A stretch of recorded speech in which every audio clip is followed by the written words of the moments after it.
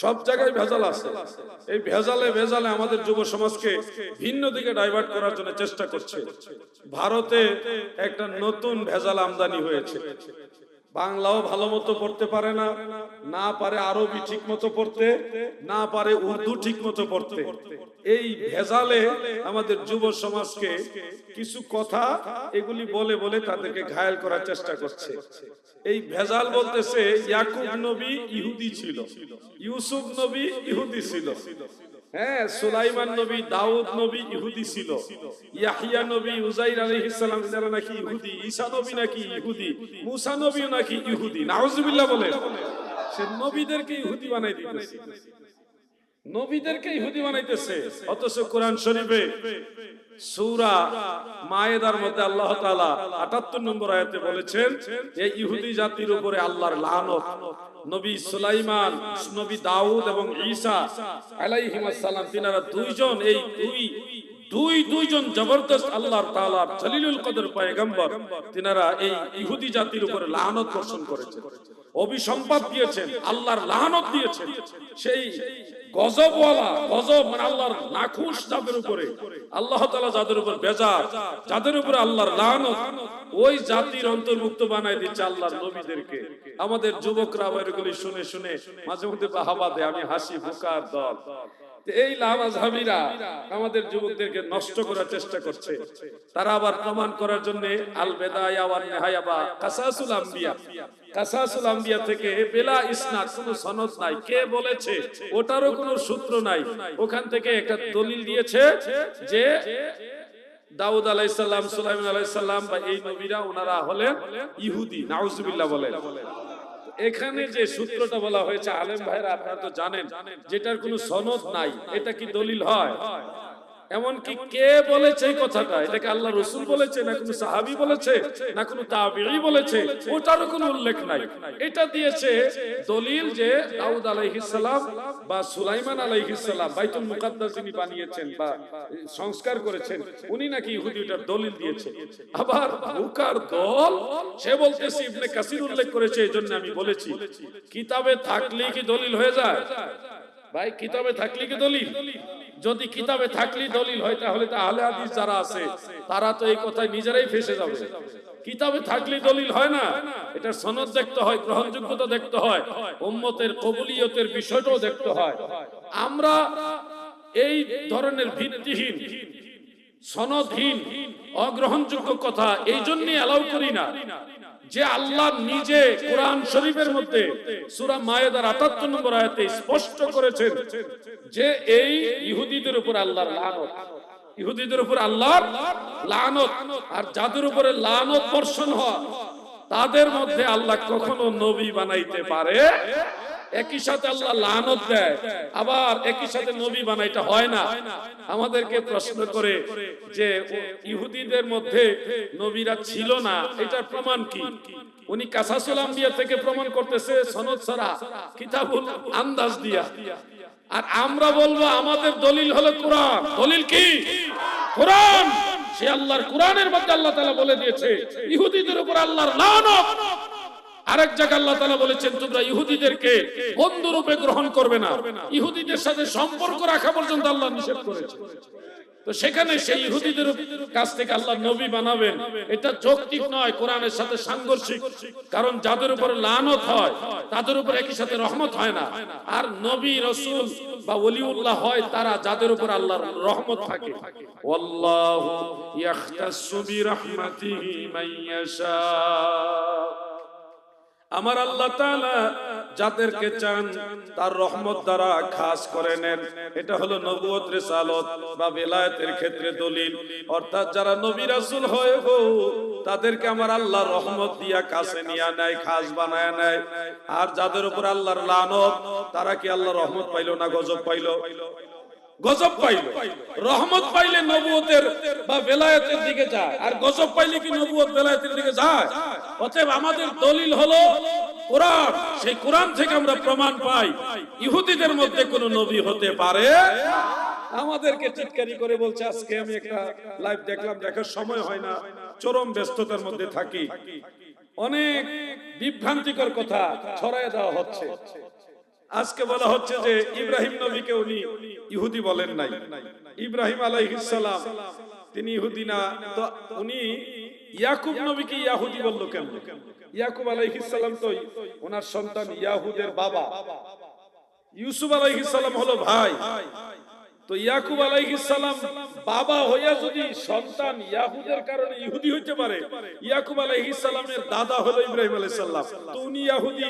ওনার সূত্র মোতাবেক বাবা যদি ইহুদি হইতে পারে সন্তানের কারণে, বাবা ইয়াকুব আলাইহিস সালাম যদি ইহুদি হইতে পারে, তাহলে তো ইব্রাহিম আলাইহিস সালাম ইহুদি হইতেই পারে, কারণ উনি তো বলেছে ইয়াকুব নবী ইহুদি। নাউজুবিল্লাহ বলে। এগুলি যে কত নম্বরের জাহেল, কিভাবে বোঝাবো? আপনারা সতর্ক থাকবেন। চতুর্দিকে এই ঝামেলা চলতেছে মানুষের ঈমান চুরি করার জন্য, ঈমান নষ্ট করার জন্য। আমি তাদের হেদায়েত কামনা করি। এই কথাগুলি আমি সংক্ষেপে বলতেছি। তার অনেকগুলো দাবি যুবক ভাইরা আপনারা দেখলে হয়তো ভাববেন জিহাদি সাহেব কিছু বলে না কেন। আমার বলার মতো সেই সময় নাই। আজকে সেই বাংলাদেশের অপর প্রান্ত দিনাজপুর থেকে আরেক প্রান্ত চট্টগ্রামে আসছে, কতটা জার্নি করে আসতে হয়েছে। তো সেই হিসাবে আমি যে জবাব দিব সময়টা আমার হাতে নাই, যার কারণে আপনাদেরকে এইভাবে বলে দিচ্ছি। প্রিয় ভাইরা, যুবক ভাইরা, তোমরা সতর্ক থাকো। তোমাদেরকে বিভ্রান্ত করার জন্য এরা চতুর্দিকে লেগে গেছে। আমি এগুলি দলিল দিয়ে জবাব দেওয়ার পরে পাল্টা আর কোনো জবাব নাই। এখন শুধু এলু পাথারি দৌড়াদৌড়ি করতেছে। আলা হযরত নাকি বলেছে, আলা হযরতের উপরে তার ইলজাম, অভিযোগ যে আলা হযরত ইহুদির দালাল। নাউজুবিল্লাহ। কোন সে দলিল দিয়েছে আলা হযরত আহকামে শরীয়তের মধ্যে বলেছে যে আহলে কিতাব তারা যদি হালাল পশু জবাই করে বিসমিল্লাহ বলে তাহলে খাওয়া জায়েজ। এই আহলে কিতাব পশু জবাই করলে জায়েজ হবে, এটা বলার কারণে আলা হযরতকে সে ইহুদি দালাল বানাই দিয়েছে।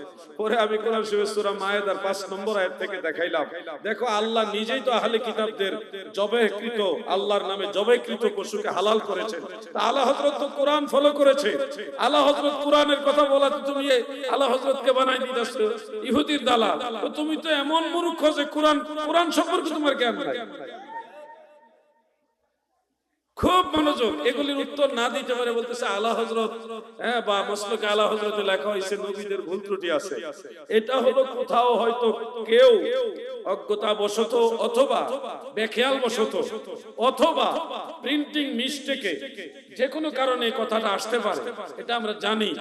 কিন্তু আলা হযরত সহ মাসলাকে আলা হযরতের গোটা সুন্নি জনতার আকীদা হলো আল আম্বিয়া মাসুমুন, সমস্ত নবীরা মাসুম, নিষ্পাপ, বেগুনাহ। শারহু ফিকহিল আকবর থেকে আমরা জেনেছি সমস্ত নবী রাসূলগণ ভুল ত্রুটি থেকেও পবিত্র। সুবহানাল্লাহ বলে। আলা হযরতের আকীদার কথা সে বলছে না, কোথায় কোন টিকা মূল এবারত না টিকা হাসিয়া ওখান থেকে টেনে না আলা হযরতকে প্রশ্নবিদ্ধ করার চেষ্টা করছে।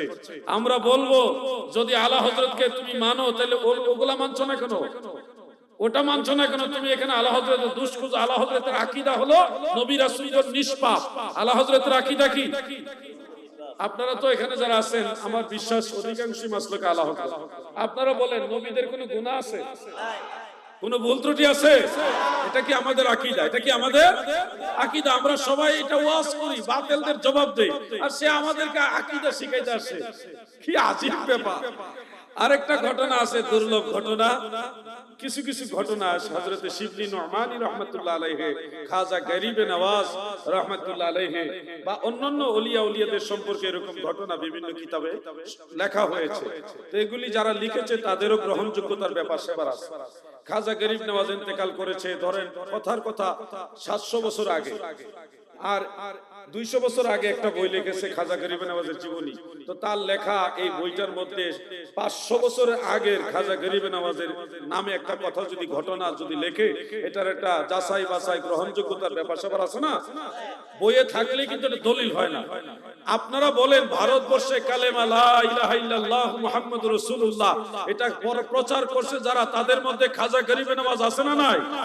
জোরে বলেন আছে না নাই?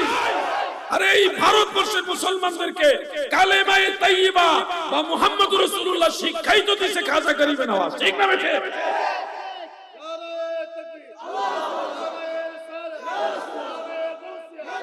অতএব কোন অতি ভক্ত ব্যক্তি যদি তার অতি আবেগের কারণে লা ইলাহা ইল্লাল্লাহ মুহাম্মাদুর রাসূলুল্লাহ না বলে চিশতি রাসূলুল্লাহ বলে থাকে, তাহলে এটা হলো তার একটা পার্সোনাল একটা হাল।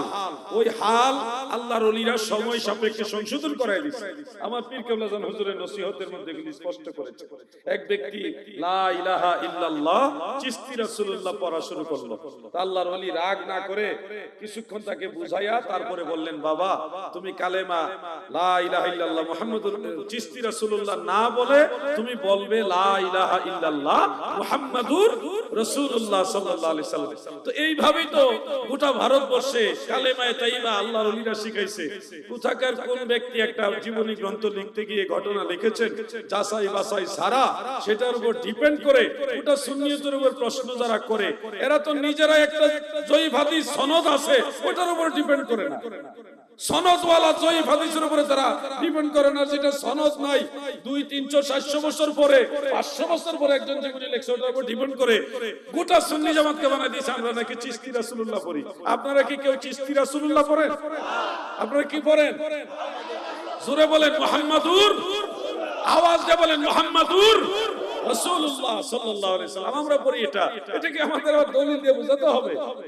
এদিক দৌড়াই কতক্ষণ, ওই দিক দৌড়াই কতক্ষণ, মূল পয়েন্ট বাদ দিয়া এখন লাইভে এসে ডাইনে বামে ওদিক ওদিক আতারে পাতারে দৌড়াদৌড়ি করে, মানে বোঝা যাচ্ছে রোগী পালানোর চেষ্টা করছে। মেইন পয়েন্ট বাদ দিয়ে ডাইনে বামে দৌড়াচ্ছে। আমি দেখলাম আমাকে আমার এক ছোট ভাই হাসান আল্লাহ আজাদ, সে কয়েকটা পয়েন্ট লিখে দিল, সে দাবিও করেছে এটা যেন আমি বলি।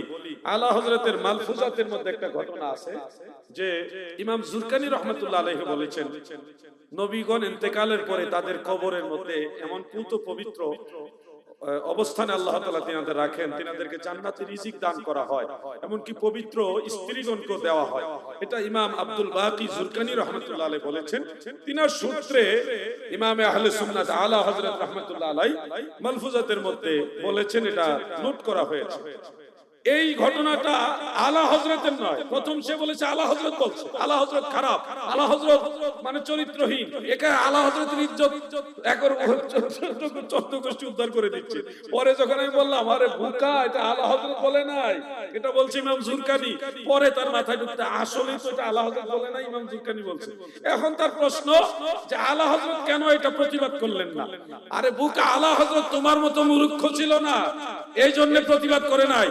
আইমাই কেরামের যে কোনো আলেম মুজতাহিদ মুহাদ্দিস কোনো কথা বললে তাদের কথার প্রতি সম্মান রাখতে হয়, কারণ তারা কুরআন হাদিসের কোনো না কোনো দলিলের উপরে গবেষণা করে একটা কথা বলে। যদি সেটা গ্রহণযোগ্যতার স্তরে নাও পৌঁছে, তারপরও এনকার করা, তিরস্কার করা, এটা আহলে সুন্নাত ওয়াল জামাতের স্বভাব না। ইমাম জুরকানি রাহমাতুল্লাহ বলেছেন কবরে আল্লাহর নবীদেরকে রিজিক দেওয়া হয়, এটা তো ইবনে মাজাহ শরীফের হাদিস। الأنبياء إن الله تعالى حرم على الأرض أن تأكل أجساد الأنبياء فنبي الله حي يرزق। নবীরা জিন্দা এবং রিজিক প্রাপ্ত, এটা ইবনে মাজাহ শরীফের হাদিস, সিহাহের হাদিস। তাহলে ইমাম জুরকানি তো ভুল বলে নাই। হ্যাঁ, কবর শরীফে আজওয়াজ মুতাহহারাত যে কথাটা দান করার কথা রয়েছে, এটা নিশ্চয়ই ইমাম জুরকানি কোনো না কোনো হাদিসের উপরে উনি গবেষণা করে বলেছেন। আমার যতটুকু মনে হচ্ছে খুব সম্ভবত তিরমিজি শরীফের একটা হাদিস আছে, নিম কানাউমাতিল আরুস অথবা বাবে কাদা ইয়াকাদু, এই বাবের হিসেবে যদি নাম কানাউমাতিল আরুস, নাম অথবা নিম দুইটাই হতে পারে, মানে সরফের গর্দানের বেশ কমের কারণে নিম এটাও হবে, নাম এটাও হবে। সরফের গর্দানের কারণে সরফ তার সে বুঝবে না, তো নাম আও নিম কানাউমাতিল আরুস, দুলহা দুলহানির ন্যায় ঘুমিয়ে যাও। কবরের মধ্যে মুনকার নাকির মুমিন বান্দাকে বলবে দুলহা দুলহানির মতো ঘুমিয়ে যাও। এখানে দুলহানির কথা আসছে, দুলহানির কথা আসছে। খুব সম্ভবত ইমাম জুরকানি রাহমাতুল্লাহ আলাইহি এই হাদিসের উপরে কিয়াস করে এটা বলেছেন। এটা যদি সত্য নাও হয় বা গ্রহণযোগ্যতার স্তরে না পৌঁছে, সেটা আমরা সমালোচনা করব না, কিন্তু ওনার মতটা আমরা গ্রহণ করব না। কিন্তু গালাগালি করা, তিরস্কার করা, এটা আহলে সুন্নাত ওয়াল জামাতের স্বভাব নয়।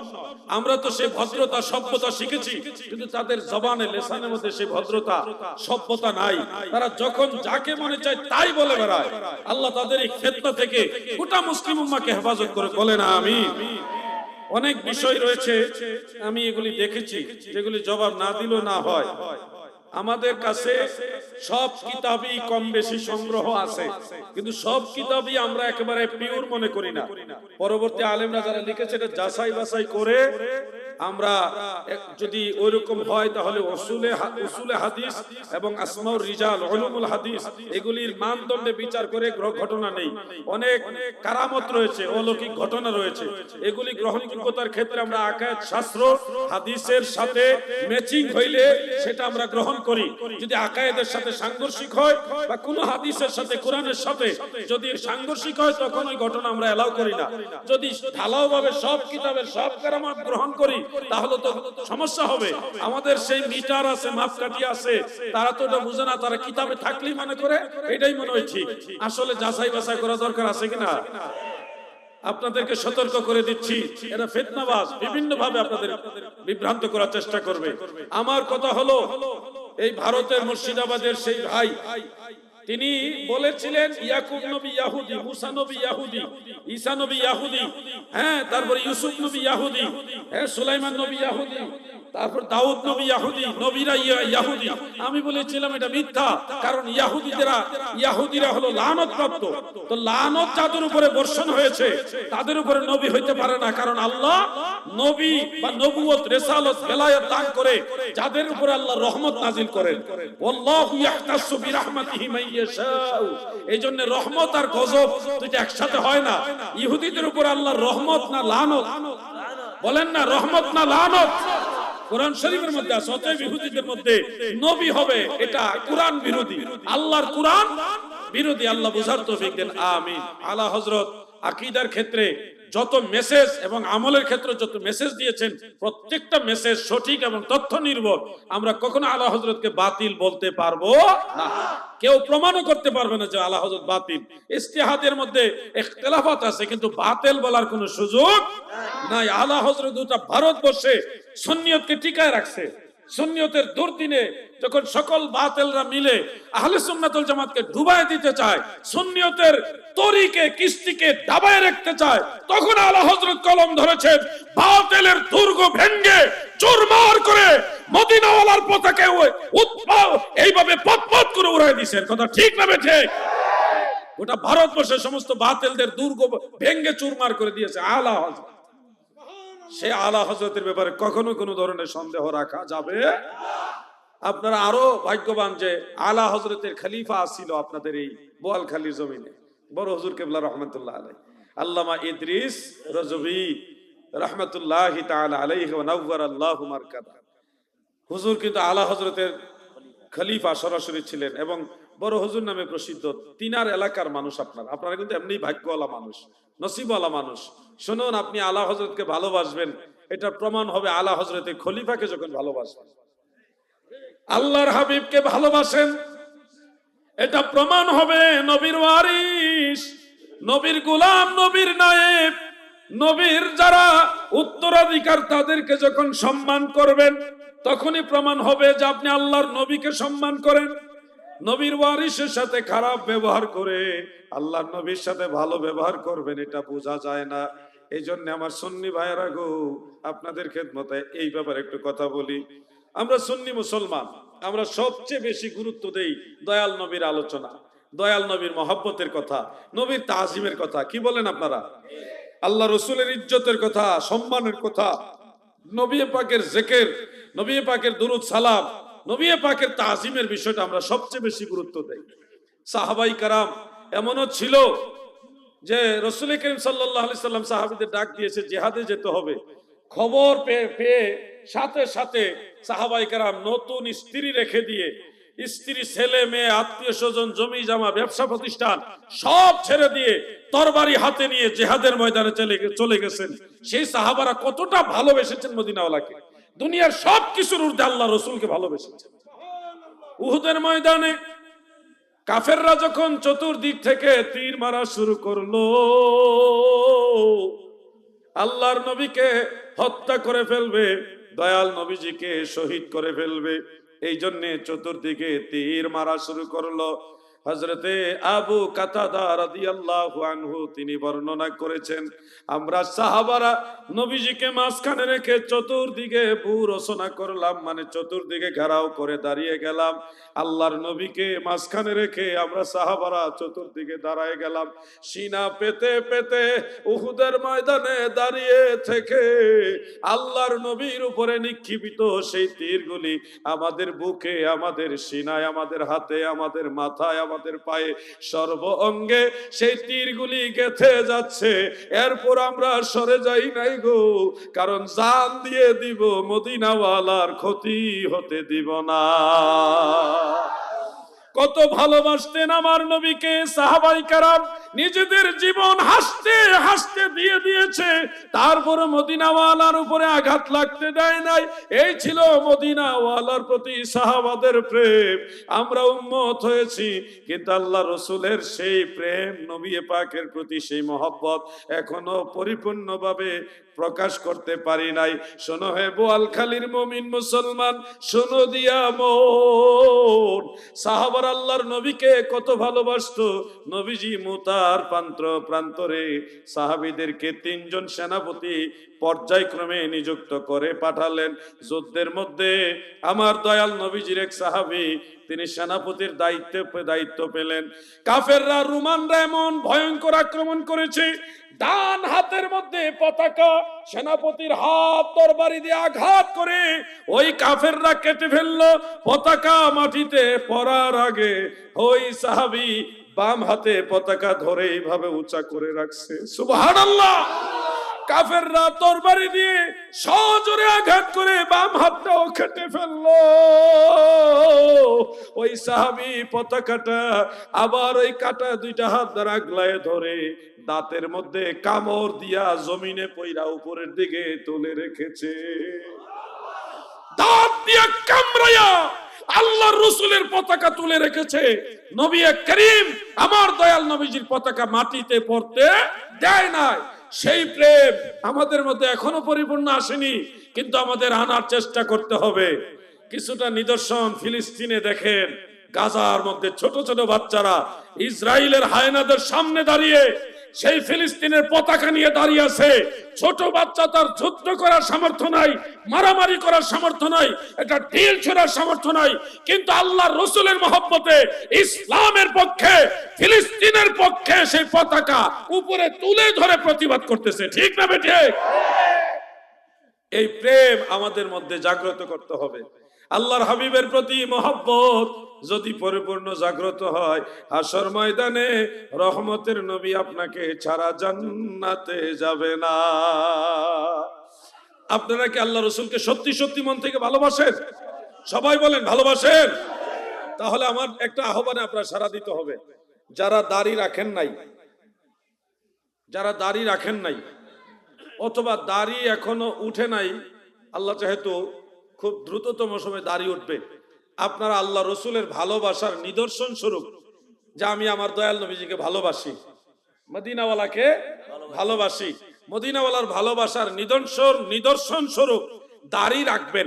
এমনকি আমি 2-1 লোক পাবো, 1 2 3 4 5 কয়জন গণবে তো করে শত শত হাত উঠে গেছে। মাশাআল্লাহ, মারহাবা বলেন।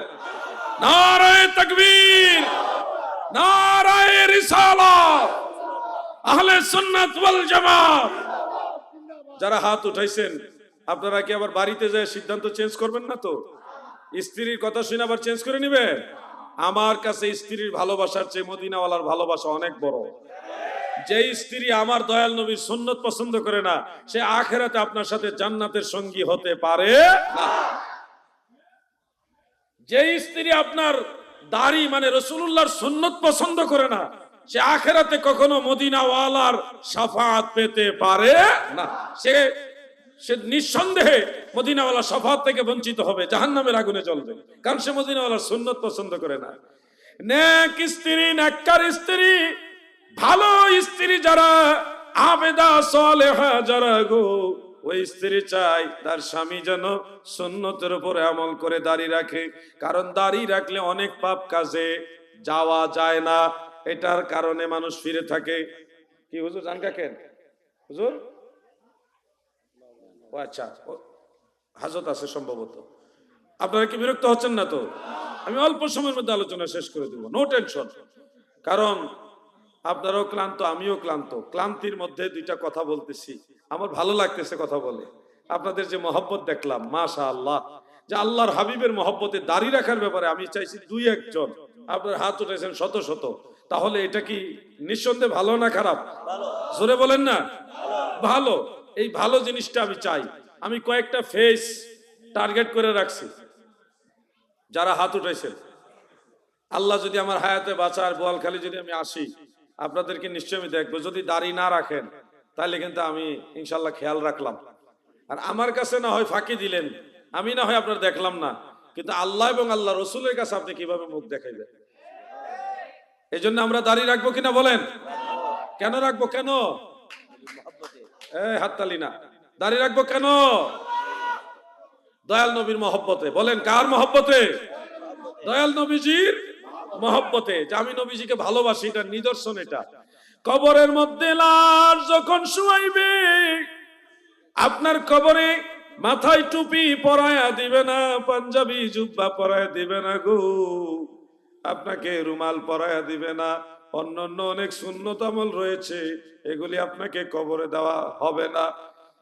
শুধুমাত্র একটা সুন্নত কবরে নিয়ে যেতে পারবেন গো, এটা হলো দায়েমি সুন্নত। এই দাড়ি, কবরের মধ্যে রহমতের নবী আসবে, আল্লাহর হাবিব হাজির হবে, আল্লাহর নবীর দিকে ইশারা করে আপনাকে প্রশ্ন করবে।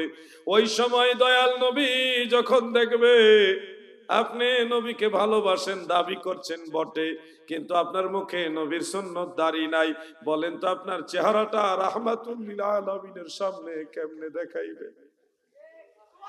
কিভাবে দেখাইবেন যে আমি আল্লাহর হাবিব, আপনাকে ভালোবাসি? নবীজিকে ভালোবাসা যদি দাড়ি না রাখেন, তাহলে এটা কি লজ্জার বিষয় না? জোরে বলেন না কেন আপনারা? লজ্জার বিষয়। এই জন্য আল্লাহ রসুলের মহব্বত আমরা দাঁড়িয়ে রাখবো। বলেন ইনশাআল্লাহ। সাহাবীরা আমার নবীকে কেমন ভালোবাসতো? 1450 বছরের আগে নবীজির একটা দুইটা দাড়ি মোবারক বিভিন্ন কারণে তারা সংগ্রহ করতে পেরেছে। নবীজির দুই একটা চুল মোবারক বিভিন্ন কারণে সংগ্রহ করতে পেরেছে। সাহাবী এবং তাবিগণ সেইগুলি এত দামি, এত মূল্যবান বস্তু হিসেবে সংগ্রহ রেখেছে। তারা বলতেন গোটা দুনিয়া মিনাত দুনিয়া ওয়া মা ফিহা, দুনিয়া এবং দুনিয়াতে যা আছে সব কিছুর চেয়ে আল্লাহর রসুলের একটা চুল মোবারকের মর্যাদা আমার কাছে বেশি। সহিহ বুখারী সহ অনেক কিতাব উল্লেখ, সহিহ মুসলিমের মধ্যে রয়েছে, আল্লাহর নবী রাহমাতুল লিল আলামিন হজের কাজ কমপ্লিট করে হজ সম্পাদন শেষে মাথার চুল মুবারক খলক করতে হয়, কামাইতে হয়, চুল কামাইতে হয়, চুলকে চেষে ফেলে দিতে হয়। দয়াল নবীজি চুল মুবারক কাটবেন, সাহাবারা চতুর্দিকে ঘেরাও করে দাঁড়ায় গেছে। একজন আরেকজনকে ধাক্কা দিয়ে কই তুমি সরো আমি নিব, তুমি সরো আমি নিব, আমাকে আগে নিতে দাও। মানে সব সাহাবারা একটা জিহাদের মধ্যে লিপ্ত হয়ে গেছে। কিসের জিহাদ? ওই যে নবীজির চুল মুবারক কাটলে এখান থেকে একটা চুল মুবারক যদি ভাগে পায় তাইলে সাহাবারা খুশি। ওই একটা চুল মুবারকের জন্য সাহাবারা একজনকে তুমি সরো আমাকে দাও, তুমি সরো আমাকে দাও। মানে রীতিমতো সাহাবীদের মধ্যে একটা জিহাদ, একটা মোটামুটি ছোটখাটো জিহাদ চলে আসছে যে আমি রাসূলুল্লাহ চুল মুবারক সংগ্রহ করব। সুবহানাল্লাহ বলেন। কত ভালোবাসতো তারা মদিনাওয়ালাকে। আর আমরা তো মদিনাওয়ালাকে ভালোবাসি বটে, কিন্তু তাদের মতো কোনোদিন ভালোবাসতে পারি নাই। এই জন্য আপনাদেরকে বলবো কিছুটা হলে মনের মধ্যে এই প্রেমটা আনার চেষ্টা করতে হবে। একজন সাহাবী সারাদিন নবীজির সাথে থাকছেন, মাদারুজুন নবুয়ত উল্লেখ, সারাদিন নবীজির সাথে থেকে থেকে ধরেন জোহর আসর মাগরিব এশা 4 ওয়াক্ত নামাজি, বা সারাদিনই নবীজির সাথে ছিলেন। এশার নামাজের পরে দীর্ঘ সময় নবীজি নসিহত দিলেন, শুনলেন, এরপরে সব সাহাবারাই চলে গেছে, উনি শুধু একা, আল্লাহ রসুল বিশ্রাম নিবেন। তখন ওই সাহাবী যেতে চায় না। আসলে নবীজির কাছ থেকে যাইতে মন চায়, এটা মন চাইবে? আশেক জানে মদিনাওয়ালার দিকে তাকায় থাকা কত বড় শান্তির জিনিস। ওই সাহাবী বাড়িতে যাবে বটে, কিন্তু যেতে চায় না। আল্লাহর নবী বলেন তুমি বাড়ির দিকে রওনা দাও, আবার যথাসময়ে নামাজে ফজরের সময় চলে এসো। ওই সাহাবী যাবে, বলছে ইয়া রাসূলুল্লাহ নবী গো, রাস্তা তো গভীর অন্ধকার, কিছুই দেখা যায় না। ইয়া রাসূলুল্লাহ, এই অন্ধকারে সাপ বিচ্ছু আছে, মরুভূমি রাস্তা, সাপ বিচ্ছু আছে, অন্ধকারে কিছুই দেখি না। ওগো দয়াল নবীজি, আমি কিভাবে যাব? রাস্তা তো দেখা যায় না। একটা বাহানার কি দেখা যায় না, মানে নবীজির কাছে আরো থাকতো। সুবহানাল্লাহ বলে।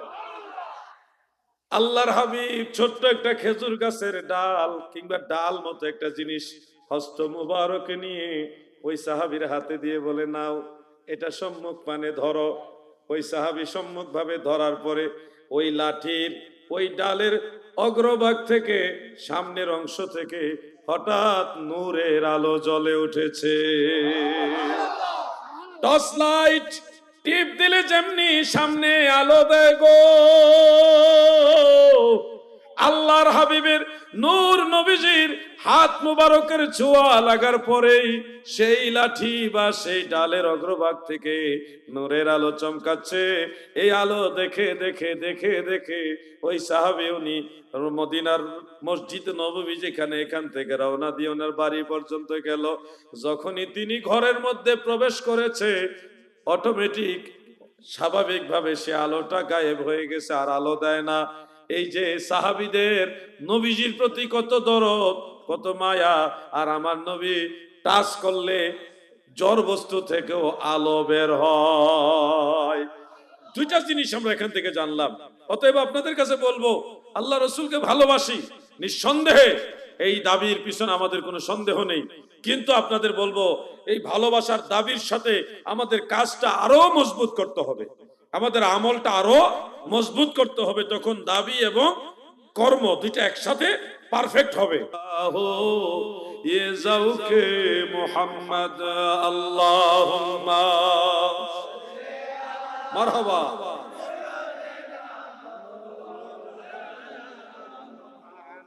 ওয়ালা আলি সাইয়্যিদিনা। এই জন্য আমার যুবক ভাইয়েরা, আপনাদের উদ্দেশ্যে যে কথাগুলি বললাম, মা বাবার প্রতি সৎ ব্যবহার করা, মা বাবার প্রতি ইহসান করা, মা বাবার সেবা করা। আমাকে একটু আশ্বাস দেন, আমি যে কষ্ট করে কথাগুলি বললাম, আপনারা কি কথাগুলি আমল করবেন ইনশাআল্লাহ? যুবক ভাইয়েরা সবাই একটু আশ্বাস দেন, আমল করবেন ইনশাআল্লাহ? তাহলে আমি আশা, এই কষ্ট করে মাহফিল আয়োজন করা সবকিছু এটা একটা সফলতার মুখ দেখবে। আমি বললাম, আপনারা মানলেন না, আমল করলেন না, তাহলে আমাদের আশা এই আয়োজন করা, আপনাদের বসায় কোনটাই সফলতার মুখ দেখলো না। অন্ততপক্ষে আজকের মাহফিল থেকে আমরা একটা মেসেজ দিলাম। প্রথমত জানলাম যে আমরা ভাগ্যবান, আমরা আখিরি নবীর উম্মত, রাহমাতুল লিল আলামিন নবীর উম্মত, সাইয়্যিদুল মুরসালিন নবীর উম্মত। এটা আমাদের নসিব, এতে আমরা আল্লাহর কাছে খুশি। কি বলেন? দ্বিতীয়ত, আমরা যে মেসেজটা পাইলাম, আমরা কোরআন পড়বো, কোরআন শিখবো বা কোরআন শিখাবো, অথবা যে কোনো নেক আমলের প্রতি উদ্বুদ্ধ হব। সবচেয়ে বেশি গুরুত্ব দিব মা বাবার খেদমত। বলেন কার খেদমত? বলেন কার খেদমত? এই বিষয়টা আমি বললাম। এরপরে যে জবাবটা দিলাম, এটা ইমানি জবাব। ইমানের ব্যাপারে আপনারা সতর্ক থাকবেন। আলা হযরত আকীদার ক্ষেত্রে যত মেসেজ এবং আমলের ক্ষেত্রে যত মেসেজ দিয়েছেন, প্রত্যেকটা মেসেজ সঠিক এবং তথ্য নির্ভর। আমরা কখনো আলা হযরতকে বাতিল বলতে পারবো না। কেউ প্রমাণও করতে পারবে না যে আলা হযরত বাতিল। ইজতিহাদের মধ্যে ইখতিলাফাত আছে, কিন্তু বাতিল বলার কোনো সুযোগ নাই। আলা হযরত গোটা ভারতবর্ষে সুন্নিয়তকে টিকায় রাখছে। সুন্নিয়তের দুর্দিনে যখন সকল বাতিলরা মিলে আহলে সুন্নাত ওয়াল জামাতকে ডুবায় দিতে চায়, সুন্নিয়তের তরিকে কিস্তিকে দাবায় রাখতে চায়, তখন আলা হযরত কলম ধরেছেন, বাতিলের দুর্গ ভেঙে চুরমার করে মদিনাওয়ালার পতাকা এইভাবে পথ করে উড়াই দিয়েছেন। কথা ঠিক না বেঠে? ওটা ভারতবর্ষের সমস্ত বাতিলদের দুর্গ ভেঙে চুরমার করে দিয়েছে আলা হযরত। সে আলা হযরতের ব্যাপারে কখনো কোনো ধরনের সন্দেহ রাখা যাবে। আপনারা আরো ভাগ্যবান যে আলা হযরতের খলিফা ছিল আপনাদের এই বোয়ালখালীর জমি, বড় হুজুর কিবলা রাহমাতুল্লাহ আলাইহি, আল্লামা ইদ্রিস রজবী রাহমাতুল্লাহি তাআলা আলাইহি ওয়া নাওয়ারাল্লাহু মারকান। হুজুর কিন্তু আলা হযরতের খলিফা সরাসরি ছিলেন এবং বড় হুজুর নামে প্রসিদ্ধ। তিনার এলাকার মানুষ আপনারা কিন্তু এমনি ভাগ্যওয়ালা মানুষ, নসিবওয়ালা মানুষ। শুনুন, আপনি আলা হযরতকে ভালোবাসবেন, এটা প্রমাণ হবে আলা হযরতের খলিফাকে যখন ভালোবাসেন, আল্লাহর হাবিবকে ভালোবাসেন, এটা প্রমাণ হবে নবীর ওয়ারিস, নবীর গোলাম, নবীর নায়েব, নবীর যারা উত্তরাধিকার তাদেরকে যখন সম্মান করবেন তখনই প্রমাণ হবে যে আপনি আল্লাহর নবীকে সম্মান করেন। নবীর ওয়ারিসের সাথে খারাপ ব্যবহার করে আল্লাহর নবীর সাথে ভালো ব্যবহার করবেন, এটা বোঝা যায় না। এই জন্য আমার সুন্নি ভাইয়েরা গো, আপনাদের খেদমতে এই ব্যাপারে একটু কথা বলি। আমরা সুন্নি মুসলমান, আমরা সবচেয়ে বেশি গুরুত্ব দেই দয়াল নবীর আলোচনা, দয়াল নবীর মহব্বতের কথা, নবীর তাজিমের কথা। কি বলেন আপনারা? আল্লাহ রসুলের ইজ্জতের কথা, সম্মানের কথা, নবী পাকের জিকির, নবী পাকের দুরূদ সালাম, নবী পাকের তাজিমের বিষয়টা আমরা সবচেয়ে বেশি গুরুত্ব দেই। সাহাবাই কারাম এমনও ছিল যে রাসূল করিম সাল্লাল্লাহু আলাইহি সাল্লাম সাহাবীদের ডাক দিয়েছে জিহাদে যেতে হবে, খবর পেয়ে সাথে সাথে সাহাবাই কারাম নতুন স্ত্রী রেখে দিয়ে, স্ত্রী, ছেলে মেয়ে, আত্মীয় স্বজন, জমি জমা, ব্যবসা প্রতিষ্ঠান সব ছেড়ে দিয়ে তরবারি হাতে নিয়ে জিহাদের ময়দানে চলে গেছে। সেই সাহাবারা কতটা ভালোবেসেছেন মদিনাওয়ালাকে, দুনিয়ার সব কিছুর ঊর্ধ্বে আল্লাহ রাসূলকে ভালোবেসেছেন। উহুদের ময়দানে কাফেররা যখন চতুর্দিক থেকে তীর মারা শুরু করলো, আল্লাহর নবীকে হত্যা করে ফেলবে, দয়াল নবীজিকে শহীদ করে ফেলবে, এই জন্য চতুর্দিকে তীর মারা শুরু করলো। হযরতে আবু কাতাদা রাদিয়াল্লাহু আনহু তিনি বর্ণনা করেছেন, আমরা সাহাবারা নবীজিকে মাঝখানে রেখে চতুর্দিকে রচনা করলাম, মানে চতুর্দিকে ঘেরাও করে দাঁড়িয়ে গেলাম। আল্লাহর নবীকে মাঝখানে রেখে আমরা সাহাবারা চতুর্দিকে দাঁড়ায় গেলাম। সিনা পেতে পেতে উহুদের ময়দানে দাঁড়িয়ে থেকে আল্লাহর নবীর উপরে নিক্ষিপ্ত সেই তীরগুলি আমাদের বুকে, আমাদের সিনায়, আমাদের হাতে, আমাদের মাথায়, আমাদের পায়ে, সর্ব অঙ্গে সেই তীরগুলি গেঁথে যাচ্ছে। এরপর আমরা সরে যাই নাই গো, কারণ জান দিয়ে দিব, মদিনাওয়ালার ক্ষতি হতে দিব না। কত ভালোবাসতেন আমার নবীকে সাহাবাই কারাম, নিজেদের জীবন হাসতে হাসতে দিয়ে দিয়েছে, তারপর মদিনাওয়ালার উপরে আঘাত লাগতে দেয় নাই। এই ছিল মদিনাওয়ালার প্রতি সাহাবাদের প্রেম। আমরা উম্মত হয়েছি, কিন্তু আল্লাহ রাসূলের সেই প্রেম, নবী পাকের প্রতি সেই মহব্বত এখনো পরিপূর্ণভাবে প্রকাশ করতে পারি নাই। শোনো হে বোয়ালখালীর মুমিন মুসলমান, শোনো দিয়া বোন, সাহাবা আল্লাহর নবীকে কত ভালোবাসতো।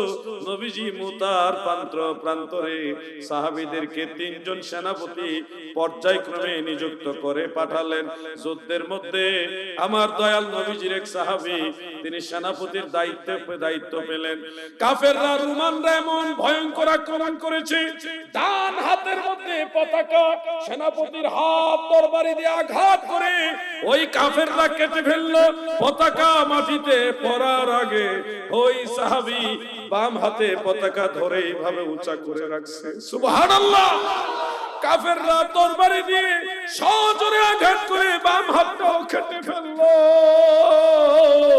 ওই সাহাবী পতাকাটা আবার ওই কাটা দুইটা হাত রাখলায় ধরে দাঁতের মধ্যে কামড় দিয়া জমিনে কইরা উপরের দিকে তুলে রেখেছে। দাঁত দিয়ে কামড়ায়া আল্লাহর রাসূলের পতাকা তুলে রেখেছে। নবী করিম আমার দয়াল নবীজির পতাকা মাটিতে পড়তে দেয় না। সেই প্রেম আমাদের মধ্যে এখনো পরিপূর্ণ আসেনি, কিন্তু আমাদের আনার চেষ্টা করতে হবে। কিছুটা নিদর্শন ফিলিস্তিনে দেখেন, গাজার মধ্যে ছোট ছোট বাচ্চারা ইসরায়েলের হায়নাদের সামনে দাঁড়িয়ে সেই ফিলিস্তিনের পতাকা নিয়ে দাঁড়িয়ে আছে। ছোট বাচ্চা, তার যুদ্ধ করার সামর্থ্য নাই, মারামারি করার সামর্থ্য নাই, এটা ঢিল ছোড়ার সামর্থ্য নাই, কিন্তু আল্লাহর রাসূলের মহব্বতে, ইসলামের পক্ষে, ফিলিস্তিনের পক্ষে সেই পতাকা উপরে তুলে ধরে প্রতিবাদ করতেছে। ঠিক না বেঠিক? এই প্রেম আমাদের মধ্যে জাগ্রত করতে হবে। আল্লাহর হাবিবের প্রতি মহব্বত যদি পরিপূর্ণ জাগ্রত হয়, হাশর ময়দানে রহমতের নবী আপনাকে ছাড়া জান্নাতে যাবে না। আপনারা কি আল্লাহ রাসূলকে সত্যি সত্যি মন থেকে ভালোবাসেন? সবাই বলেন ভালোবাসেন। তাহলে আমার একটা আহ্বানে আপনারা সাড়া দিতে হবে। যারা দাড়ি রাখেন নাই, যারা দাড়ি রাখেন নাই অথবা দাড়ি এখনো উঠে নাই, আল্লাহ চাহে তো খুব দ্রুততম সময়ে দাড়ি উঠবে, আপনারা আল্লাহ রসুলের ভালোবাসার নিদর্শন স্বরূপ যে আমি আমার দয়াল নবীজিকে ভালোবাসি, মদিনাওয়ালাকে ভালোবাসি, মদিনাওয়ালার ভালোবাসার নিদর্শন স্বরূপ দাড়ি রাখবেন, এমনকি আমি দুই একজন লোক পাবো? 1 2 3 4 5 কয়জন করবে? শত শত হাত উঠে গেছে, মাশাআল্লাহ, মারহাবা বলেন। নারায়ে তাকবীর, নারায়ে রিসালাত, আহলে সুন্নাত ওয়াল জামাত। যারা হাত উঠাইছেন আপনারা কি আবার বাড়িতে যায় সিদ্ধান্ত চেঞ্জ করবেন না তো? স্ত্রীর কথা শুনে আবার চেঞ্জ করে নেবেন? আমার কাছে স্ত্রীর ভালোবাসার চেয়ে মদিনাওয়ালার ভালোবাসা অনেক বড়। যে স্ত্রী আমার দয়াল নবীর সুন্নাত পছন্দ করে না, সে আখিরাতে আপনার সাথে জান্নাতের সঙ্গী হতে পারে। যে স্ত্রী আপনার দাড়ি মানে রাসূলুল্লাহর সুন্নাত পছন্দ করে না, সে আখিরাতে কখনো মদিনাওয়ালার শাফাআত পেতে পারে না। সে নিঃসন্দেহে মদিনাওয়ালার শাফাআত থেকে বঞ্চিত হবে, জাহান্নামের আগুনে জ্বলবে, কারণ সে মদিনাওয়ালার সুন্নাত পছন্দ করে না। নেক স্ত্রী, নেককার স্ত্রী, ভালো স্ত্রী যারা, আবেদা সালেহা যারা গো, ওই স্ত্রী চাই তার স্বামী যেন সুন্নতের উপরে আমল করে দাড়ি রাখে, কারণ দাড়ি রাখলে অনেক পাপ কাজে যাওয়া যায় না, এটার কারণে মানুষ ফিরে থাকে। কি হুজুর জান কাকেন? হুজুর ও আচ্ছা, হাজত আছে সম্ভবত। আপনারা কি বিরক্ত হচ্ছেন না তো? আমি অল্প সময়ের মধ্যে আলোচনা শেষ করে দেব, নো টেনশন। কারণ আপনারাও ক্লান্ত, আমিও ক্লান্ত। ক্লান্তির মধ্যে দুইটা কথা বলতেছি, আমার ভালো লাগতেছে কথা বলতে। আপনাদের যে মহব্বত দেখলাম, মাশাআল্লাহ, যে আল্লাহর হাবিবের মহব্বতে দাড়ি রাখার ব্যাপারে আমি চাইছি দুই একজন আপনার হাত উঠেছেন শত শত, তাহলে এটা কি নিঃসন্দেহে ভালো না খারাপ? জোরে বলেন না, ভালো। এই ভালো জিনিসটা আমি চাই। আমি কয়েকটা ফেস টার্গেট করে রাখছি যারা হাত উঠেছে। আল্লাহ যদি আমার হায়াতে বাঁচার, বোয়ালখালী যদি আমি আসি, আপনাদেরকে নিশ্চয়ই আমি দেখবো। যদি দাড়ি না রাখেন তাহলে কিন্তু আমি ইনশাআল্লাহ খেয়াল রাখলাম। আর আমার কাছে না হয় ফাঁকি দিলেন, আমি না হয় আপনার দেখলাম না, কিন্তু আল্লাহ এবং আল্লাহ রসুলের কাছে আপনি কিভাবে মুখ দেখাইবেন? এই জন্য আমরা দাড়ি রাখবো কিনা বলেন? কেন রাখবো? কেন? হাততালি না। দাড়ি রাখবো কেন? দয়াল নবীর মহব্বতে। বলেন কার মহব্বতে? দয়াল নবীজির মহব্বতে। যে আমি নবীজিকে ভালোবাসি, এটার নিদর্শন এটা। কবরের মধ্যে লাশ যখন শুয়াইবে, আপনার কবরে মাথায় টুপি পরায়া দিবে না, পাঞ্জাবি জুব্বা পরায়া দিবে না গো, আপনাকে রুমাল পরায়া দিবে না, অন্যান্য অনেক সুন্নত আমল রয়েছে, এগুলি আপনাকে কবরে দেওয়া হবে না। শুধুমাত্র একটা সুন্নত কবরে নিয়ে যেতে পারবেন গো, এটা হলো দায়েমি সুন্নত। এই দাড়ি, কবরের মধ্যে রহমতের নবী আসবে, আল্লাহর হাবিব হাজির হবে, আল্লাহর নবীর দিকে ইশারা করে আপনাকে প্রশ্ন করবে। ওই সময় দয়াল নবী যখন দেখবে আপনি নবীকে ভালোবাসেন, দাবি করছেন বটে, কিন্তু আপনার মুখে নবীর সুন্নত দাড়ি নাই, বলেন তো আপনার চেহারাটা রাহমাতুল লিল আলামিনের সামনে কেমনে দেখাইবে? কিভাবে দেখাইবেন যে আমি আল্লাহর হাবিব আপনাকে ভালোবাসি? নবীজিকে ভালোবাসা যদি দাড়ি না রাখেন, তাহলে এটা কি লজ্জার বিষয় না? জোরে বলেন না কেন আপনারা? লজ্জার বিষয়। এই জন্য আল্লাহর রাসূলের মহব্বত আমরা দাড়ি রাখবো। বলেন ইনশাআল্লাহ। সাহাবীরা আমার নবীকে কেমন ভালোবাসতো? 1450 বছরের আগে নবীজির একটা দুইটা দাড়ি মোবারক বিভিন্ন কারণে তারা সংগ্রহ করতে পেরেছে। নবীজির দুই একটা চুল মুবারক বিভিন্ন কারণে সংগ্রহ করতে পেরেছে। সাহাবী এবং তাবিঈগণ সেইগুলি এত দামি, এত মূল্যবান বস্তু হিসেবে সংগ্রহ রেখেছে। তারা বলতেন গোটা দুনিয়া মিনাত দুনিয়া ওয়া মা ফিহা, দুনিয়া এবং দুনিয়াতে যা আছে সব কিছুর চেয়ে আল্লাহর রাসূলের একটা চুল মুবারকের মর্যাদা আমার কাছে বেশি। সহিহ বুখারী অনেক কিতাব উল্লেখ, সহিহ মুসলিমের মধ্যে রয়েছে আল্লাহর নবী রাহমাতুল লিল আলামিন হজের কাজ কমপ্লিট করে হজ সম্পাদন শেষে মাথার চুল মুবারক খলক করতে হয়, কামাইতে হয়, চুল কামাইতে হয়, চুলকে চেষে ফেলে দিতে হয়। দয়াল নবীজি চুল মুবারক কাটবেন, সাহাবারা চতুর্দিকে ঘেরাও করে দাঁড়ায় গেছে। একজন আরেকজনের ধাক্কা দিয়ে কই তুমি সরো আমি নিব, তুমি সরো আমি নিব, আমাকে আগে নিতে দাও। মানে সব সাহাবারা একটা জিহাদের মধ্যে লিপ্ত হয়ে গেছে। কিসের জিহাদ? ওই যে নবীজির চুল মুবারক কাটলে এখান থেকে একটা চুল মুবারক যদি ভাগে পায় তাইলে সাহাবারা খুশি। ওই একটা চুল মুবারকের জন্য সাহাবারা একজনকে তুমি সরো আমাকে দাও, তুমি সরো আমাকে দাও। মানে রীতিমতো সাহাবীদের মধ্যে একটা জিহাদ, একটা মোটামুটি ছোটখাটো জিহাদ চলে আসছে যে আমি রাসূলুল্লাহর চুল মুবারক সংগ্রহ করব। সুবহানাল্লাহ বলে। কত ভালোবাসতো তারা মদিনাওয়ালাকে।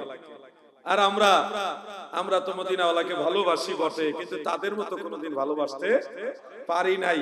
এই জন্য আপনাদেরকে বলবো কিছুটা হলে মনের মধ্যে এই প্রেমটা আনার চেষ্টা করতে হবে। একজন সাহাবী সারাদিন নবীজির সাথে থাকছেন, মাদারুজুন নবুয়্বত উল্লেখ, সারাদিন নবীজির সাথে থেকে থেকে ধরেন যোহর, আসর, মাগরিব, এশা 4 ওয়াক্ত নামাজি বা সারাদিনই নবীজির সাথে ছিলেন। এশার নামাজের পরে দীর্ঘ সময় নবীজি নসিহত দিলেন, শুনলেন। এরপরে সব সাহাবারাই চলে গেছে, উনি শুধু একা। আল্লাহ রাসূল বিশ্রাম নেবেন। তখন ওই সাহাবী যেতে চায় না। আসলে নবীজির কাছ থেকে যাইতে মন চায়, এটা মন চাইবে? আশিক জানে মদিনাওয়ালার দিকে তাকায় তাকায় কত বড় শান্তির জিনিস। ওই সাহাবী বাড়িতে যাবে বটে, কিন্তু যেতে চায় না।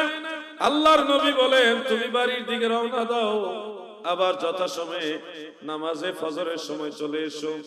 ওই সাহাবী যাবে, বলছে ইয়া রাসূলুল্লাহ, নবী গো রাস্তা তো গভীর অন্ধকার, কিছুই দেখা যায় না। ইয়া রাসূলুল্লাহ, এই অন্ধকারে সাপ বিচ্ছু আছে, মরুভূমি রাস্তা, সাপ বিচ্ছু আছে, অন্ধকারে কিছুই দেখি না। ওগো দয়াল নবীজি আমি কিভাবে যাব? রাস্তা তো দেখা যায় না।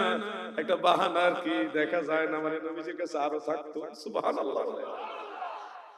আল্লাহর হাবিব ছোট্ট একটা খেজুর গাছের ডাল কিংবা ডাল মতো একটা জিনিস হস্ত মুবারকে নিয়ে ওই সাহাবীর হাতে দিয়ে বলে নাও, এটা সম্মুখ পানে ধরো।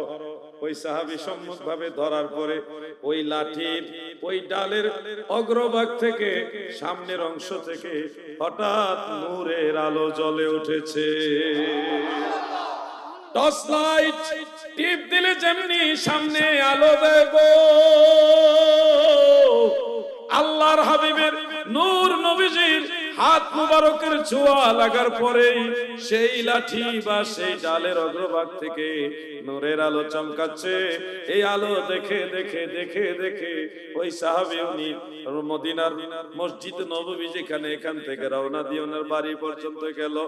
যখনই তিনি ঘরের মধ্যে প্রবেশ করেছে, অটোমেটিক স্বাভাবিকভাবে সে আলোটা গায়েব হয়ে গেছে, আর আলো দেয় না।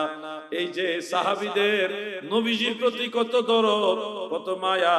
আর আমার নবী টাচ করলে জড় বস্তু থেকেও আলো বের হয়। দুইটা জিনিস আমরা এখান থেকে জানলাম। অতএব আপনাদের কাছে বলবো, আল্লাহ রাসূলকে ভালোবাসি নিঃসন্দেহে, এই দাবির পিছনে আমাদের কোনো সন্দেহ নেই। কিন্তু আপনাদের বলবো, এই ভালোবাসার দাবির সাথে আমাদের কাজটা আরো মজবুত করতে হবে, আমাদের আমলটা আরো মজবুত করতে হবে। তখন দাবি এবং কর্ম দুইটা একসাথে পারফেক্ট হবে। সব জায়গায় ভেজাল আছে। এই ভেজালে আমাদের যুব সমাজকে ভিন্ন দিকে ডাইভার্ট করার জন্য চেষ্টা করছে। ভারতে একটা নতুন ভেজাল আমদানি হয়েছে।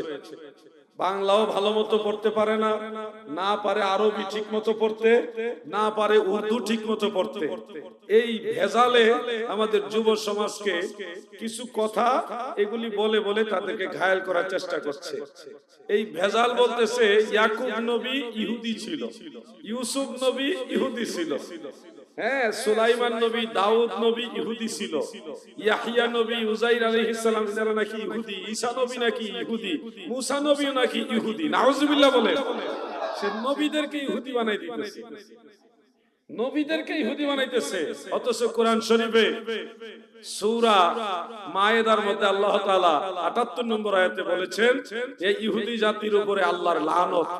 নবী সুলাইমান, নবী দাউদ এবং ঈসা আলাইহিস সালাম তিনারা দুইজন, এই দুইজন জবরদস্ত আল্লাহর তাআলার জলিলুল কদর পয়গম্বর, তিনারা এই ইহুদি জাতির উপরে লানত বর্ষণ করেছেন, অভিসম্পাত দিয়েছেন, আল্লাহর লানত দিয়েছেন।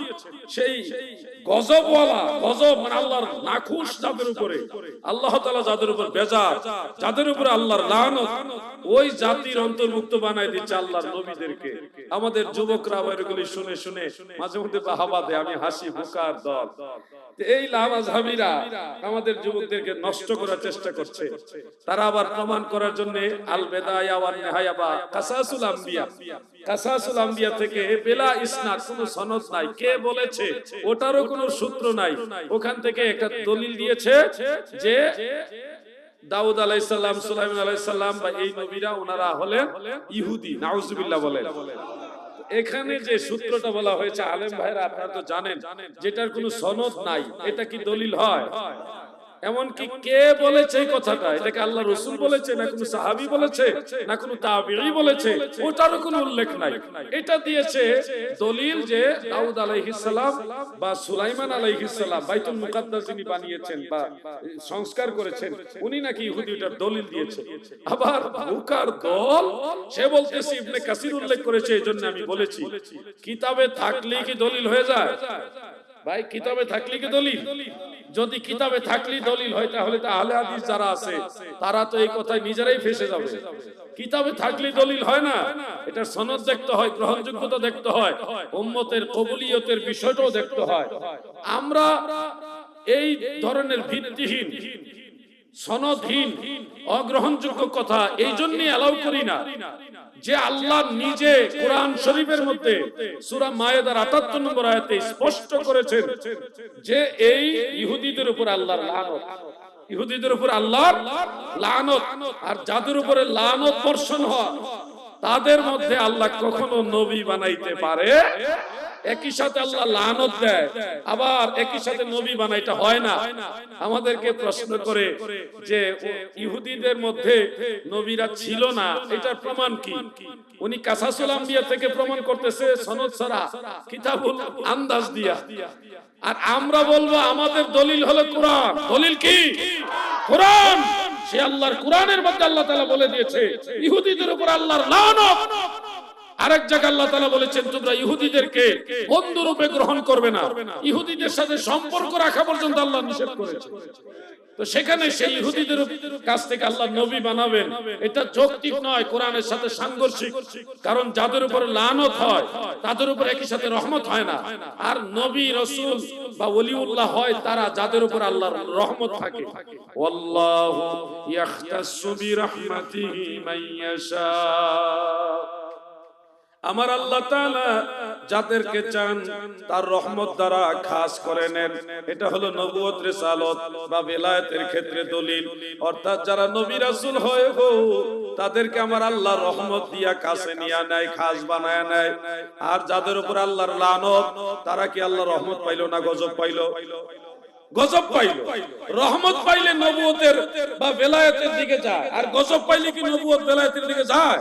অতএব আমাদের দলিল হলো কোরআন। সেই কোরআন থেকে আমরা প্রমাণ পাই ইহুদিদের মধ্যে কোনো নবী হতে পারে। আমাদেরকে চিৎকারি করে বলছে, আজকে আমি একটা লাইভ দেখলাম, দেখার সময় হয় না, চরম ব্যস্ততার মধ্যে থাকি, অনেক বিভ্রান্তিকর কথা ছড়ায় দেওয়া হচ্ছে। আজকে বলা হচ্ছে যে ইব্রাহিম নবীকে উনি ইহুদি বলেন নাই, ইব্রাহিম আলাইহিস সালাম তিনি ইহুদি না, তো উনি ইয়াকুব নবীকে ইহুদি বলল কেন? ইয়াকুব আলাইহিস সালাম তো ওনার সন্তান ইয়াহুদের বাবা, ইউসুফ আলাইহিস সালাম হলো ভাই। তো ইয়াকুব আলাইহিস সালাম বাবা হইয়া যদি সন্তান ইয়াহুদের কারণে ইহুদি হইতে পারে, ইয়াকুব আলাইহিস সালামের দাদা হলো ইব্রাহিম আলাইহিস সালাম, তো উনি ইহুদি। ওনার সূত্র মোতাবেক বাবা যদি ইহুদি হইতে পারে সন্তানের কারণে, বাবা ইয়াকুব আলাইহিস সালাম যদি ইহুদি হইতে পারে, তাহলে তো ইব্রাহিম আলাইহিস সালাম ইহুদি হইতেই পারে, কারণ উনি তো বলেছে ইয়াকুব নবী ইহুদি। নাউজুবিল্লাহ বলে। এগুলি যে কত নম্বরের জাহেল, কিভাবে বোঝাবো? আপনারা সতর্ক থাকবেন। চতুর্দিকে এই ঝামেলা চলতেছে মানুষের ঈমান চুরি করার জন্য, ঈমান নষ্ট করার জন্য। আমি তাদের হেদায়েত কামনা করি। এই কথাগুলি আমি সংক্ষেপে বলতেছি। তার অনেকগুলো দাবি। যুবক ভাইরা আপনারা দেখলে হয়তো ভাববেন জিহাদি সাহেব কিছু বলে না কেন। আমার বলার মতো সেই সময় নাই। আজকে সেই বাংলাদেশের অপর প্রান্ত দিনাজপুর থেকে আরেক প্রান্ত চট্টগ্রামে আসছে, কতটা জার্নি করে আসতে হয়েছে। তো সেই হিসাবে আমি যে জবাব দিব সময়টা আমার হাতে নাই, যার কারণে আপনাদেরকে এইভাবে বলে দিচ্ছি। প্রিয় ভাইরা, যুবক ভাইরা, তোমরা সতর্ক থাকো। তোমাদেরকে বিভ্রান্ত করার জন্য এরা চতুর্দিকে লেগে গেছে। আমি এগুলি দলিল দিয়ে জবাব দেওয়ার পরে পাল্টা আর কোনো জবাব নাই। এখন শুধু এলু পাথারি দৌড়াদৌড়ি করতেছে। আলা হযরত নাকি বলেছে, আলা হযরতের উপরে তার ইলজাম, অভিযোগ যে আলা হযরত ইহুদির দালাল। নাউজুবিল্লাহ। সে দলিল দিয়েছে আলা হযরত আহকামে শরীয়তের মধ্যে বলেছে যে আহলে কিতাব তারা যদি হালাল পশু জবাই করে বিসমিল্লাহ বলে তাহলে খাওয়া জায়েজ। এই আহলে কিতাব পশু জবাই করলে জায়েজ হবে, এটা বলার কারণে আলা হযরতকে সে ইহুদি দালাল বানাই দিয়েছে।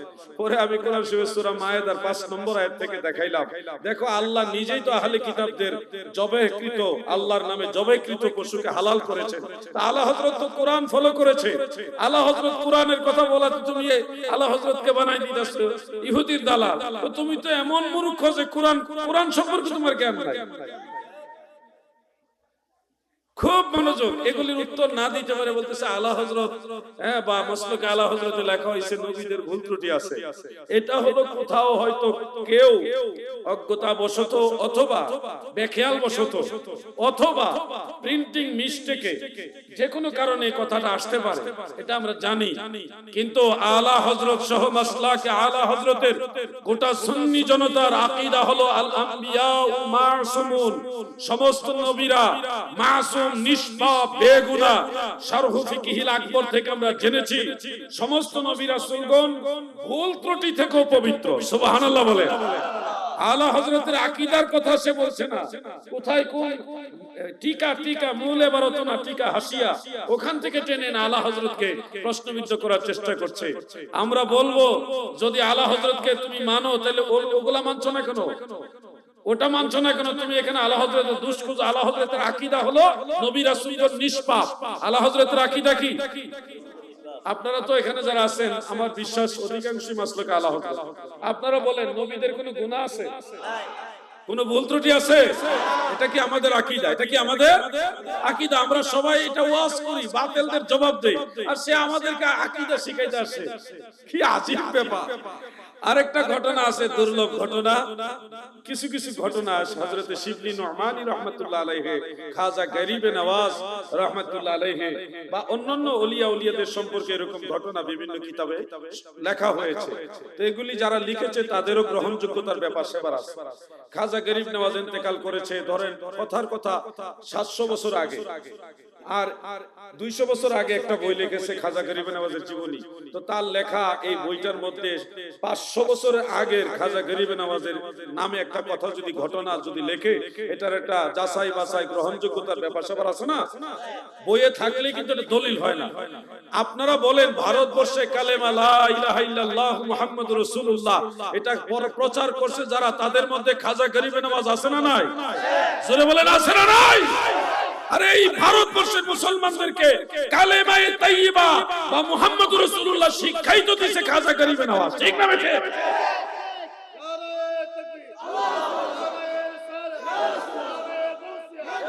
অতএব কোন অতি ভক্ত ব্যক্তি যদি তার অতি আবেগের কারণে লা ইলাহা ইল্লাল্লাহ মুহাম্মাদুর রাসূলুল্লাহ না বলে চিশতি রাসূলুল্লাহ বলে থাকে, তাহলে এটা হলো তার একটা পার্সোনাল একটা হাল। ওই হাল আল্লাহর ওলিরা সময় সাপেক্ষে সংশোধন করায় দিয়েছে।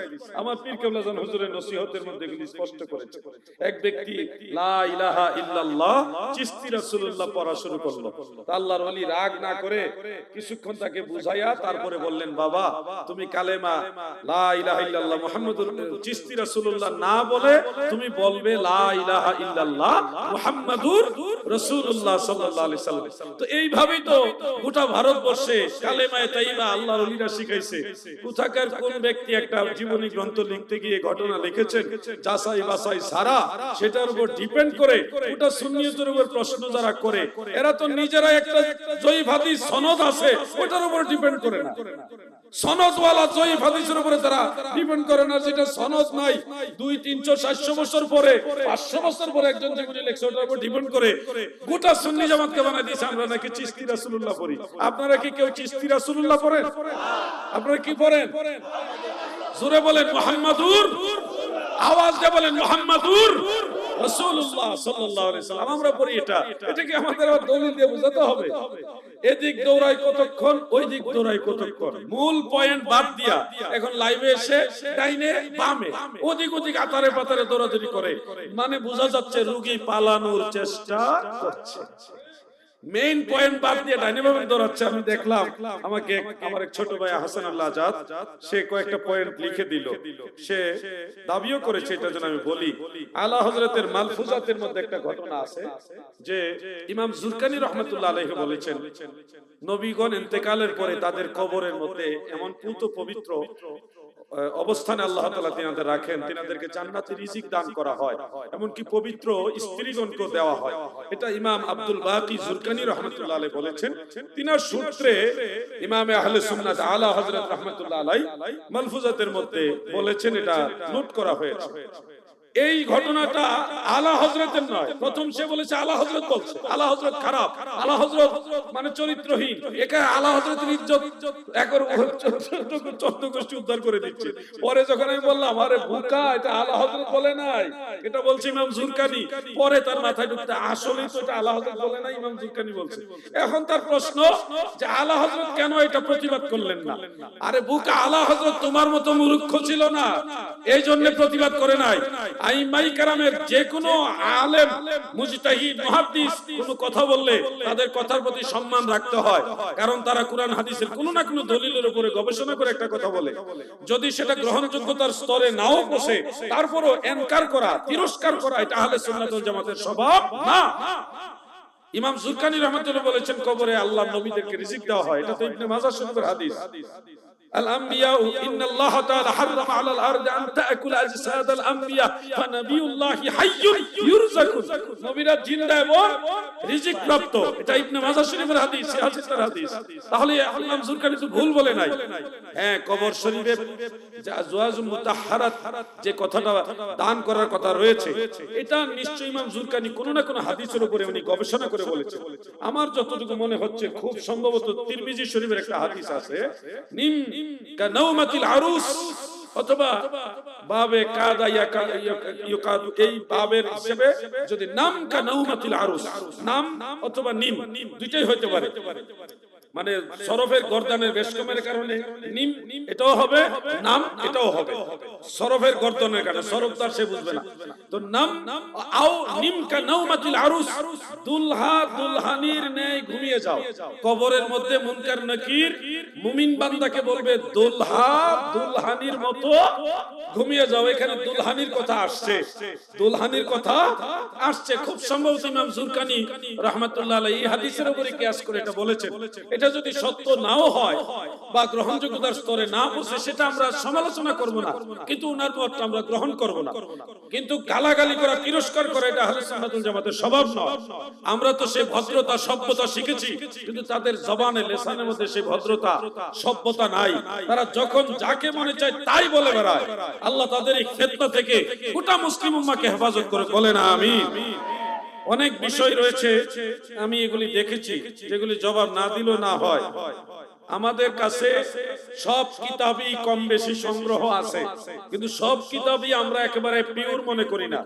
পরবর্তী আলেমরা যারা লিখেছে এটা যাচাই বাছাই করে আমরা যদি ওইরকম হয় তাহলে উসুলে হাদিস এবং আসমাউর রিজাল, উলুমুল হাদিস এগুলির মানদণ্ডে বিচার করে ঘটনা নেই। অনেক কারামত রয়েছে, অলৌকিক ঘটনা রয়েছে, এগুলি গ্রহণযোগ্যতার ক্ষেত্রে আমরা আকায়েদ শাস্ত্র হাদিসের সাথে ম্যাচিং হইলে সেটা আমরা গ্রহণ করি। যদি আকায়েদের সাথে সাংঘর্ষিক হয় বা কোন হাদিসের সাথে কোরআনের সাথে যদি সাংঘর্ষিক হয়, তখন ওই ঘটনা আমরা এলাও করি না। যদি ঢালাও ভাবে সব কিতাবের সব কারামত গ্রহণ করি তাহলে তো সমস্যা হবে। আমাদের সেই মিটার আছে, মাপকাঠি আছে, তারা তো এটা বুঝে না, তারা কিতাবে থাকলেই মনে করে এটাই মনে হয় ঠিক। আসলে যাচাই বাছাই করা দরকার আছে কিনা আপনাদেরকে সতর্ক করে দিচ্ছি। এরা ফিতনাবাজ, বিভিন্ন ভাবে আপনাদের বিভ্রান্ত করার চেষ্টা করবে। আমার কথা হলো, এই ভারতের মুর্শিদাবাদের সেই ভাই তিনি বলেছিলেন ইয়াকুব নবী ইহুদি, মুসা নবী ইহুদি, ঈসা নবী ইহুদি, হ্যাঁ, তারপর ইউসুফ নবী ইহুদি, হ্যাঁ, সুলাইমান নবী ইহুদি, তারপর দাউদ নবী ইহুদি, নবীরা ইহুদি। আমি বলেছিলাম এটা মিথ্যা, কারণ ইহুদিরা হলো লানত প্রাপ্ত। তো লানত যাদের উপরে বর্ষণ হয়েছে তাদের উপরে নবী হইতে পারে না, কারণ আল্লাহ নবী বা নবুয়ত, রিসালাত, বেলায়েত দান করে যাদের উপরে আল্লাহ রহমত নাজিল করেন। ওয়াল্লাহু ইয়াহতাসু বিরাহমাতিহি মান ইয়াশাউ। এইজন্য রহমত আর গজব দুটো একসাথে হয় না। ইহুদিদের উপর আল্লাহর রহমত না লানত? বলেন না, রহমত না লানত? কোরআন শরীফের মধ্যে আছে। অতএব ইহুদিদের মধ্যে নবী হবে এটা কোরআন বিরোধী, আল্লাহর কোরআন বিরোধী। আল্লাহ বুঝার তৌফিক দেন, আমিন। আমি ব্যস্ত থাকি, তারপরও আজকে মোটামুটি বেশ অনেকজন এগুলি পাঠাইছে, এই লাইভগুলি পাঠাইছে, বিদায় জবাব দিই। জবাব দেওয়ার সময় তো নাই, ব্যস্ত, খাবার টাইম পাই না। দুপুরের খানা গেছে মাগরিবের নামাজ পড়া, এখানে আইসা শহীদুল ভাই অত্যন্ত মহব্বতী মানুষ, চাপ দিছে খাবারের জন্য, ভাই খাইতে হবে কিছু। আমার তো সন্ধ্যার সময় ভাত খাইছি, তাই জন্য ক্ষুধা নাই। তারপরে এই কটা ভাত আলহামদুলিল্লাহ মজলিসে বসতে হয়, আদব রক্ষা করতে হয়, তাহলে বাড়িওয়ালা কষ্ট পাবে। জিহাদি ভাই আমার ঘরে আসলো, কিছুই খাইলো না, মনে কষ্ট পাবে, এই জন্য বসলাম। তো এই জন্য ব্যস্ততার কারণে সব জবাব আমরা সবসময় দিতেও পারি। আপনাদের কাছে এই কথাগুলি বলার সাথে দুইটা কাজ একসাথে হয়। একটা কাজ হলো অনলাইনের মাধ্যমে তাদের জবাব, দ্বিতীয় কাজ হলো আপনারা অগ্রিম সতর্কবার্তা পেয়ে গেলেন, সত্য কোনটা মিথ্যা কোনটা এটা জেনে গেলেন। এই জন্য আপনাদের ঈমান চুরি করাও তাদের দ্বারা সম্ভব হবে না। আল্লাহ আমাদেরকে সুন্নিয়তের পথে থাকার তৌফিক দেন, বলেন আমিন। আল্লাহুম্মা সাল্লি আলা